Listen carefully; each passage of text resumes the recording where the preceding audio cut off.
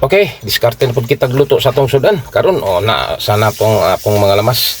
Oy ato sang gisalo na to ang atong sibuyas, luya, og aus, bawang. Atong ayon jud siya ukay-ukay, parang mo dali siyang mapula, mag-angay pud ang iyang ka pula sa iyang mga lamas. Deng ato na pag-isunod kining ato ang kamatis.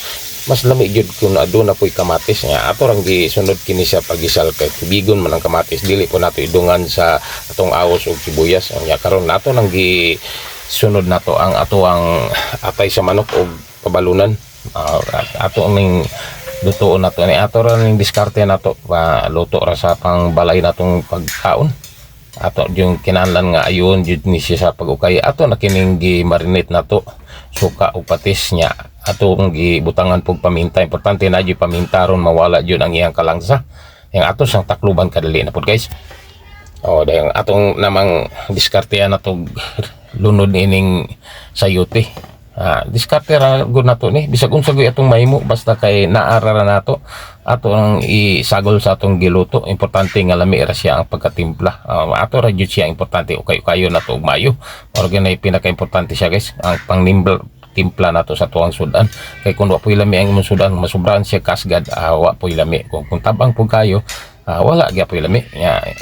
Mayo man tabang kay madugagan man, ag maasgad dili na man ato dugagan pa. Ato sang balikag taklob. Mas lami gyud og naa pa jud sibuyas nga daon pareho niini. Paborito man jud nato ang sibuyas nga daon nga isagol sa sudan. Ato gani kayong gisalon ra kana sa ang mga lamas, mas lami magani samot nagisagol sa ato ang sudan nga atong giluto. Mo ni siya guys atong pabalunan sa manok ug ato ang atay, ato ang gihalo. Ato namang gidiskartehan nato og sagol inin sayote aron lami siya. Ato namang bitsinan kay wala makitay magic sarap, dili ra po nato palabian.